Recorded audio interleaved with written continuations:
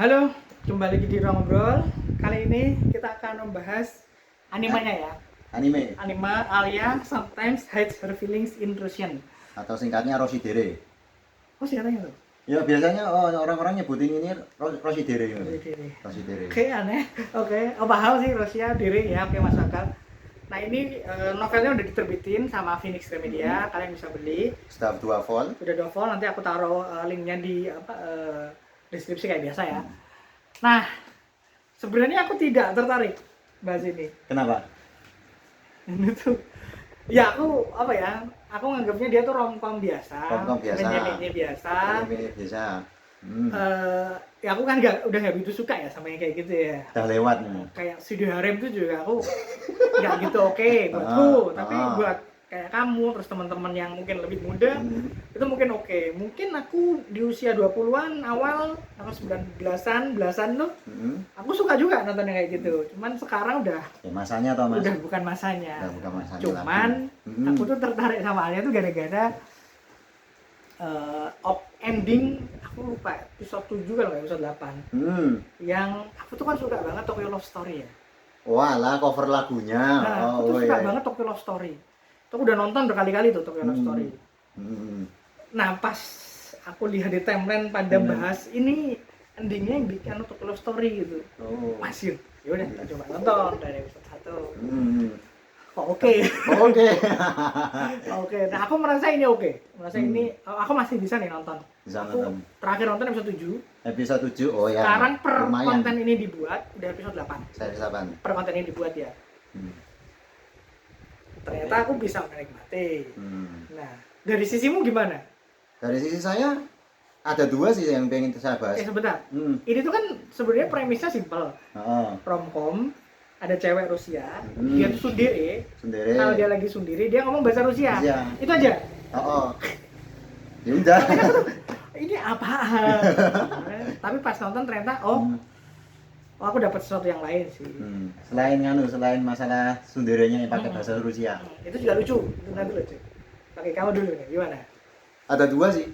Yang pertama yang benar-benar saya soroti sejak awal itu adalah bagaimana animasinya itu digarap dengan mantap gitu loh Mas. Nyari minum. Malah tak kira boleh. Oh ya enggak, jenengan enggak punya enggak punya novelnya ini. Aku enggak ngerti punya novelnya. Nah itu kan direksinya kan bagus banget tuh, pengerahan kameranya, bagaimana pengambilan angle-nya itu dari openingnya yang digarap kayak yang terutama yang bagian akhir itu loh, kayak foto gitu loh. Itu kan keren banget itu buat saya itu. Kayak foto gimana? Yang bagian ending akhir itu kayak foto loh, tek yang cuma ukuran 3x4 itu loh. Nah, iya. Itu kan buatku kan seneng banget gitu kayak kasih gimmick kayak gitu. Terus di animenya sendiri digarap dengan bagus. Yang paling tak ingat itu ketika Alia adiknya Kuze sama Kuze sendiri ke toko ramennya pedes itu loh. Itu kan lucu banget tuh, diputer set ya kan ini fan service sesuai judulnya ya. Tiap Alia keluar animasinya tapi bagus, asli bagus. Itu yang pertama. Yang kedua itu soal endingnya. Lagu endingnya yang selalu berubah-ubah loh. Sebenarnya hal ini umum sih, bukan umum. Dulu tuh Real Life tahu? Real Life tahu. Real Life tuh melakukan hal yang sama. Dia endingnya dia cover lagu lain juga. Tapi kan penyanyinya kan beda-beda Mas. Benar. Beda-beda. Dan itu bukan seiyunya mereka juga kan. Kalau ini kan yang nyanyi siapa? Senyale siapa? Aduh aku juga nggak hafal. Senyale yang nyanyi kan. Hit miss sih, nggak semuanya bagus buatku loh. Oh ya, Oke, aku juga juga sama merasakannya. Nggak semuanya bagus ya, ada yang bagus, ada yang enggak gitu. Tapi buatku yang aku oke banget ya ada 2 lagu sih. Tapi yang aku paling inget yang itu yang ya karena aku suka Tokyo Love Story kan. Karena itu tuh menarik. Budget juga sih itu nanti. Budget asli. Mereka niat banget itu loh untuk mengeluarkan animenya itu untuk supaya bagus gitu loh. Iya, karena judulnya Alia. Jadi ketika dia ngasih Alia peran yang bukan peran ya, sorotan yang gede, ketika dia keluar animasinya jadi lebih oke, ketika nyorot wajahnya Alia gimana, kemudian dia di lagu ending dia dapat semuanya, ya wajar judulnya Alia. Iya. Fokusnya di Alia. Fokusnya di Alia emang. Jualannya emang Alia. Kalau kalian lihat bonusnya di penjualannya di Phoenix Gramedia, ya Alia semua. Nah, itu loh dibombasi sama penerbitnya sini juga dulu karena Alia memang Alia itu. Nah, kalau aku sendiri sih aku ngerasa ini awalnya premisnya itu sangat umum ya, sangat biasa, cukup biasa. Tapi ketika ternyata tokoh utamanya si Guzi itu ternyata dia ngerti bahasa Rusia, itu lucu banget. Karena dirinya hilang. Soalnya kan jadi ngerti. Walah, ini orang ini bilangnya gini. Kamu tahu loh dari tadi itu kamu gini loh. Dan dia masih denial. Dia tuh ngerti ini Alia suka sama aku enggak. Itu sih. Ya formulanya kan udah biasa dengan romcom kayak gitu. Formula romcomnya oke, biasa aja, cuman eksekusinya oke. Eksekusinya oke. Karena dia bikin karakter utamanya tidak terlihat tolol. Romcom biasanya karakter utamanya itu kan lemot kan. Kalau ini bukan lemot, dia denial. Ya.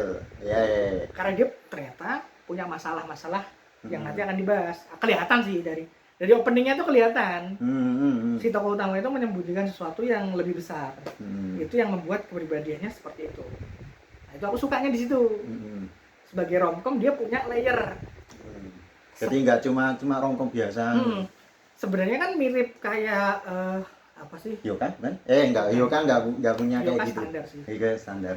Apa tuh kemarin yang kita bahas tuh apa sih? Classroom Affiliate. Oh ya. Tokoh utamanya punya layer yang lebih. Nah ini juga begitu. Aku sukanya tuh ternyata. Tipe gue banget. Bukan.